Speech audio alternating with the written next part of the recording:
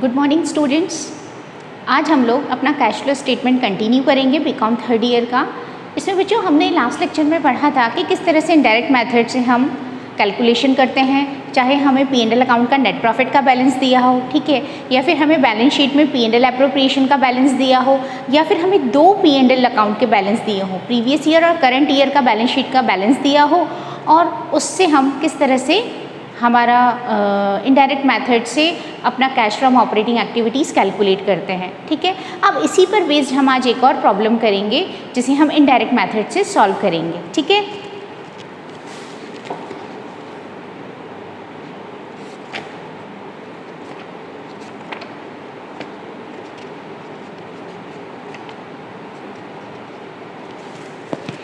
देखिए बच्चों, इस क्वेश्चन में हमें P&L अकाउंट का ओपनिंग और क्लोजिंग बैलेंस दिया है, general reserve, provision for depreciation, outstanding expenses, goodwill, debtors, ठीक है।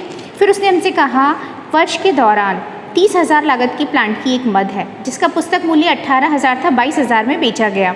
An item of plant costing ₹30,000 having book value 18,000 was sold for 22,000 during the year. यानी कि 30,000 का अभी उसका हाल फिलहाल कॉस्ट थी, ठीक है, जिसका बुक वैल्यू कितना है 18,000 और उसे हमने सेल किया है 22,000 में। तो देखिए साफ समझ आ रहा है 30,000 की कॉस्ट है ना, और उसमें से हम उसका बुक वैल्यू 18,000 अगर माइनस कर दें तो इसका मतलब जो 12,000 है वो क्या हो गया हमारा डेप्रिसिएशन, जो अभी तक हमने राइट ऑफ किया है। क्लियर। दूसरी चीज़, अभी इसका बुक वैल्यू 18,000 है और आपने इसको सेल किया है 22,000 में, है ना, तो इसका मतलब क्या हुआ 4,000 आपका प्रॉफिट हो गया। 18,000 की चीज़ को आप 22 में बेचेंगे तो 4 का प्रॉफिट हो गया। क्लियर। अब हमें अपना वही फॉर्मेट कंटिन्यू करना है, इनडायरेक्ट मेथड से हम ऑपरेटिंग एक्टिविटीज़ कैलकुलेट करेंगे, ठीक है। तो देखिए बच्चों कैसे से कैलकुलेट किया जाएगा, जो cash flows from operating activities हम कैसे कैलकुलेट करेंगे। सबसे पहले हम देखेंगे P&L अकाउंट का ओपनिंग और क्लोजिंग बैलेंस, है ना। इन दोनों बैलेंसेस का जो डिफरेंस है वो हमें देगा प्रॉफिट आफ्टर एप्रोप्रिएशन, ठीक है। एप्रोप्रिएशन अकाउंट का बैलेंस देगा, तो हम यहाँ पर ले लें closing balance of P&L account. कितना उसने हमें दिया हुआ है 45,000, ठीक है। देन इसमें से हम क्या लेस कर दें opening balance of P&L account. Opening balance है इसका 30,000, तो 30,000 लेस कर दीजिए। अब जो आएगा वो हमारा क्या हो जाएगा प्रॉफिट आफ्टर एप्रोप्रिएशन, है ना। हम इसे बोलेंगे नेट प्रॉफिट आफ्टर एप्रोप्रिएशन। आपको ये लिखना है प्रॉपर तरीके से कि ये आपने क्या कैलकुलेट किया है।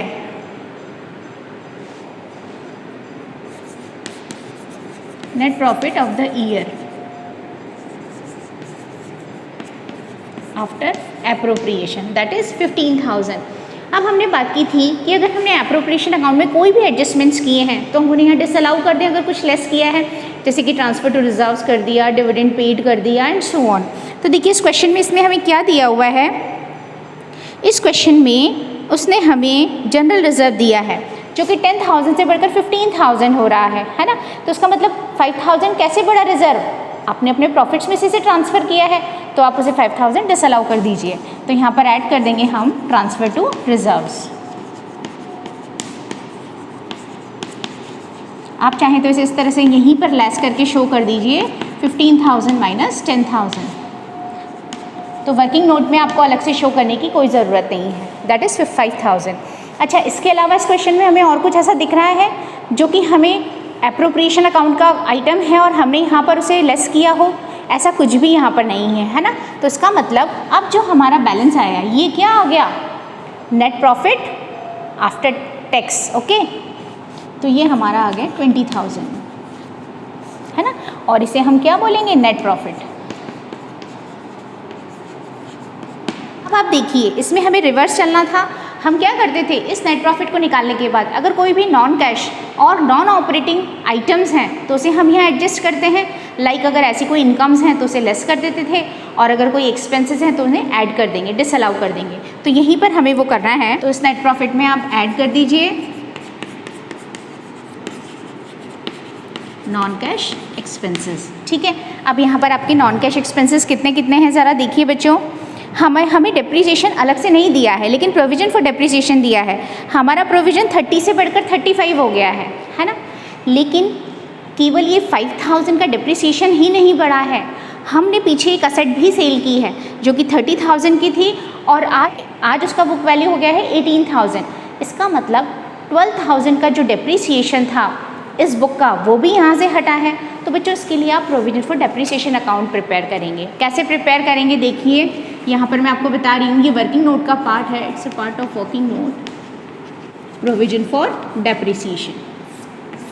पर्टिकुलर्स अमाउंट, एक जो नॉर्मल अकाउंट का फॉर्मेट होता है हमारा, देखिए प्रोविजंस हमेशा क्रेडिट बैलेंस लेकर होते हैं, यानी कि इनका ओपनिंग बैलेंस हमेशा क्रेडिट होता है ना। तो बाय बैलेंस BD आपका इसका ओपनिंग बैलेंस कितना है प्रोविजन का 30,000। ठीक है, और इसका क्लोजिंग बैलेंस कितना है, दैट इज़ 35,000। तो साफ दिख रहा है कि भाई जो 5,000 एडिशनल है वो हमने P&L से ट्रांसफ़र किया है, फाइन। लेकिन इसके अलावा एक चीज़ और है, अभी हमने बात की कि जो मशीनरी थी वो 30,000 की थी कॉस्ट उसकी, और उसका रिटन डाउन वैल्यू 18,000 हो गया। इसका मतलब जो 12,000 है वो कहाँ से ट्रांसफ़र होकर आएगा, वो मशीनरी अकाउंट से ट्रांसफ़र होकर आएगा। यानी कि जो मशीनरी अकाउंट है उसमें आप बाय प्रोविजन फॉर डेप्रिसिएशन करके लिखेंगे। तो बच्चों देखिए ओपनिंग बैलेंस 30,000, क्लोजिंग बैलेंस 35,000 है ना। और उसके अलावा हम जब मशीनरी अकाउंट बनाएंगे, देखिए यहाँ पर मैं नीचे मशीनरी अकाउंट भी प्रिपेयर कर रही हूँ आपके लिए, दैट इज़ मशीनरी अकाउंट। तो मशीनरी का ओपनिंग बैलेंस क्या होता है, डेबिट बैलेंस होता है, बैलेंस BD। हमारी ओपनिंग मशीनरी कितनी थी 30,000। ठीक है, और इस 30,000 की मशीनरी को मैंने कितने में सेल कर दिया, 22,000 में। तो यहाँ पर हम क्या लिखेंगे, बाय कैश 22,000 रुपी। ठीक है, फिर उसने हमसे कहा कि उसका रिटन डाउन वैल्यू कितना था, 30 से 18 हो गया था। इसका मतलब 12,000 का डेप्रिसिएशन, तो ये 12,000 आप क्या करेंगे, बाय प्रोविजन फॉर डेप्रिसिएशन। बच्चों जब प्रोविजन अकाउंट नहीं बनता है तो डेप्रिसिएशन सीधा सीधा हम मशीनरी अकाउंट में लिखते हैं। हर साल हम उसे मशीनरी अकाउंट में क्रेडिट साइड पे लिखकर और उसका जो डेप्रिसिएशन से वैल्यू है, कॉस्ट है, वो कम कर देते हैं।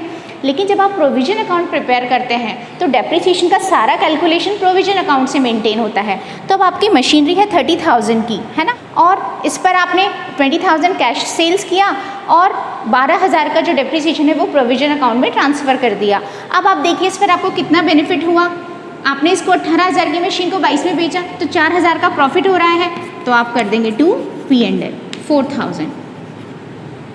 हमेशा जब भी प्रॉफिट होता है तो अकाउंट में 2 P&L आता है, और जब लॉस होता है तो बाय P&L आता है। क्लियर। अब आप देखिए इधर का भी बैलेंस 34,000 हो गया है, इधर का भी 34,000 हो गया है। तो इस तरह से आप असेट अकाउंट आपको इसमें प्रिपेयर करना पड़ सकता है। तो असेट में हमेशा ओपनिंग बैलेंस डेबिट बैलेंस है, देन अगेंस्ट साइड उसका क्लोजिंग बैलेंस आ जाता है। क्योंकि यहाँ हमारे पास और कोई संपत्ति नहीं है, इसीलिए हमारी असेट पूरी ख़त्म हो गई। देन उसके बाद हमने इसको 22,000 में बेचा तो बाई कैश 22,000 आ गया।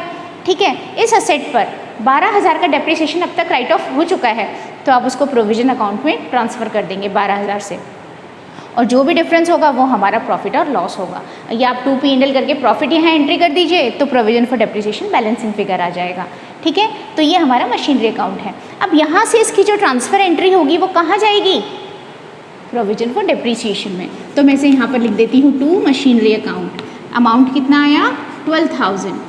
तो अब देखिए हमारा जो भी बैलेंसिंग फिगर होगा वो हमारी P&L अकाउंट से ट्रांसफर्स होंगी। कितनी हो गई हैं 17,000, तो दैट इज़ बैलेंसिंग फिगर। तो इसका मतलब है कि आपको 17,000 का डेप्रिसिएशन इस साल आपने P&L से राइट ऑफ किया है, तो you have to add it back, आपको इसको दोबारा से ऐड कर देना है। हम वापस अपने मेन क्वेश्चन पे आ जाते हैं वर्किंग नोट से। तो यहाँ जब मैं नॉन कैश एक्सपेंसेस की बात करती हूँ तो मुझे यहाँ पर डेप्रिसिएशन ऐड कर देना है, कितना 17,000, और आप यहाँ पर लिख देंगे वर्किंग नोट 1 और 2, जब जहाँ पर भी आपने नंबरिंग की है as per working note. Okay, तो आपका डेप्रिसिएशन हो गया 17,000। इसके अलावा आपको जो असेट पर प्रॉफिट हुआ है 4,000 का, वो आपका नॉन ऑपरेटिंग इनकम है, आप उसे भी यहाँ से हटा देंगे, तो उसे लेस कर दीजिए profit on sale of machinery 4000, है ना, मैंने इसको ब्रैकेट में लिख दिया। अच्छा, इसके अलावा और भी कुछ है क्या जिसे हमें एडजस्ट करना है बच्चों? इसके अलावा देखिए आप, गुडविल दिया हुआ है हमें, गुडविल 20,000 से 10,000 हो गया है। इसका क्या मतलब है? आपको अपनी जो भी इंटेंजिबल एसेट्स हैं आप उसको एमोटाइज करते हैं, राइट ऑफ करते हैं, क्योंकि इसका कैश वैल्यू तो कुछ होता नहीं है। तो 20 से 10 होने का मतलब है कि आपने 10,000 अपनी P&L अकाउंट से राइट ऑफ कर दिया है। तो ये तो नॉन कैश एक्सपेंस है, आपने इसे राइट ऑफ किया है, तो यहाँ फिर से उसे ऐड कर दीजिए। तो मैं डेप्रिसिएशन के नीचे क्या कर दूँ? गुडविल रिटन ऑफ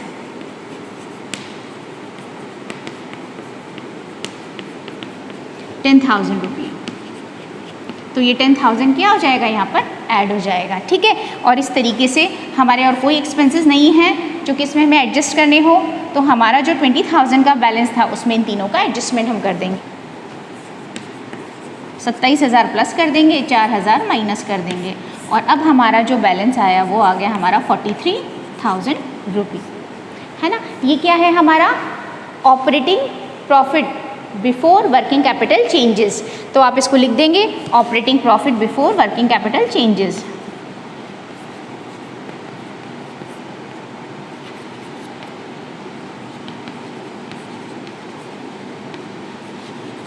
अब हमें इसके अंदर क्या करना है? वर्किंग कैपिटल चेंजेस का एडजस्टमेंट करना है, ठीक है बच्चों। ये दोनों अकाउंट आपने कॉपी कर लिए हैं, मैं इसे कंटिन्यू करते हैं। Operating profit before working capital changes, है ना।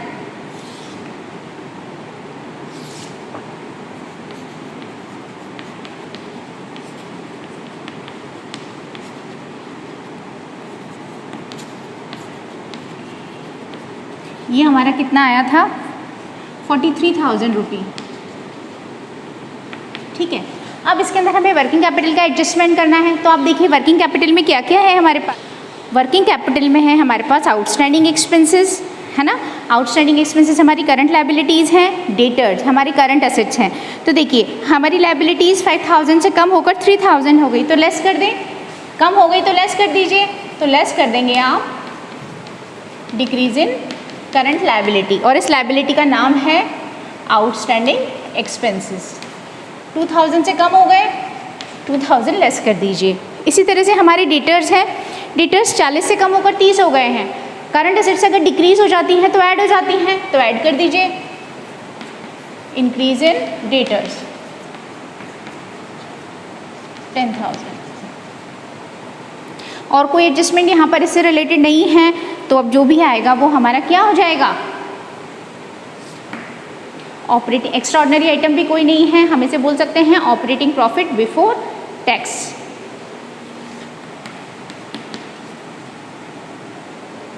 हम इसे बोल देंगे ऑपरेटिंग प्रॉफिट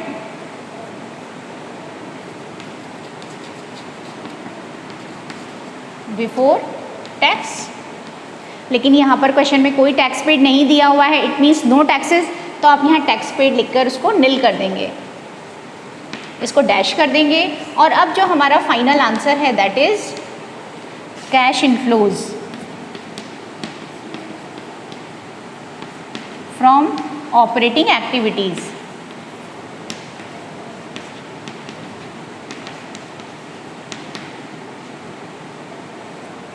हम इसे बोल देंगे cash inflows from operating activities, है ना, नेट भी कह सकते हैं आप इसे।